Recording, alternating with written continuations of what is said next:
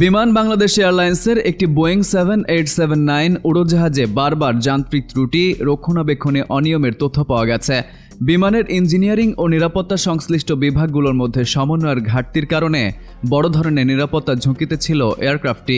একই এয়ারক্রাফট দিয়ে VVIP flight হিসেবে তৎকালীন বিএনপির ভারপ্রাপ্ত চেয়ারম্যান তারেক রহমানকে গত বছরের 25 ডিসেম্বর বহন করে দেশে আনা হয়।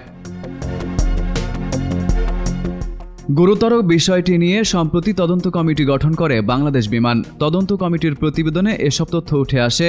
তদন্তে বিমানের দুই প্রকৌশলী হীরালাল এবং সাইফুজ্জামান খানের ভূমিকা নিয়ে প্রশ্ন তোলা হয়েছে। এতে বলা হয়েছে 9 ও 17 ডিসেম্বর এয়ারক্রাফটটি রক্ষণাবেক্ষণ কার্যক্রমের একাধিক অনিয়মের তথ্য পাওয়া গেছে। নথি অনুযায়ী 10 ডিসেম্বরের রক্ষণাবেক্ষণ কাজ মাত্র 2 থেকে আড়াই ঘন্টার মধ্যে শেষ করা হয়, যা নির্ধারিত সময়ের তুলনায় অস্বাভাবিকভাবে কম। এয়ারক্রাফটটির ত্রুটি নির্ণয় বা কার্যকারিতা পরীক্ষার বিস্তারিত লগ এবং সংশ্লিষ্ট জনবল রেকর্ড উপস্থাপন করতে না পারাকে গুরুতর অনিয়ম হিসেবে চিহ্নিত করেছে তদন্ত কমিটি। প্রতিবেদনে আরও বলা হয়েছে, সংশ্লিষ্ট বিভাগগুলোর মধ্যে কার্যকর সমন্বয় ছিল না। 15 দিনের মধ্যে একই ত্রুটি 3 বার দেখা দিলেও সেটিকে পুনরাবৃত্তিমূলক ত্রুটি হিসেবে চিহ্নিত করা হয়নি।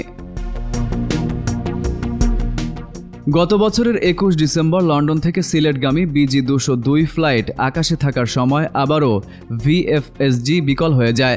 প্রতিবেদনে বলা হয়েছে, এমন ত্রুটির কারণে অগ্নিকাণ্ড বা গিয়ারবক্সের বড় ধরনের ক্ষতির আশঙ্কা তৈরি হয়েছিল।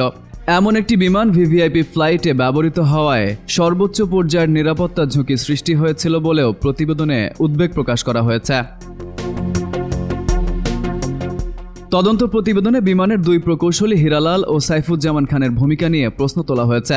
কমিটির মতে, ত্রুটি সংশোধন ও বিমানকে পুনরায় পরিষেবায় ফেরত দেওয়ার ক্ষেত্রে তারা যথাযথ সতর্কতা ও যাচাই বাছাই করেননি। এ কারণে তাদের বিরুদ্ধে দায় নির্ধারণ ও জবাবদিহিতা নিশ্চিত করার সুপারিশ করা হয়েছে। Farid Ahmed, IBTV, USA।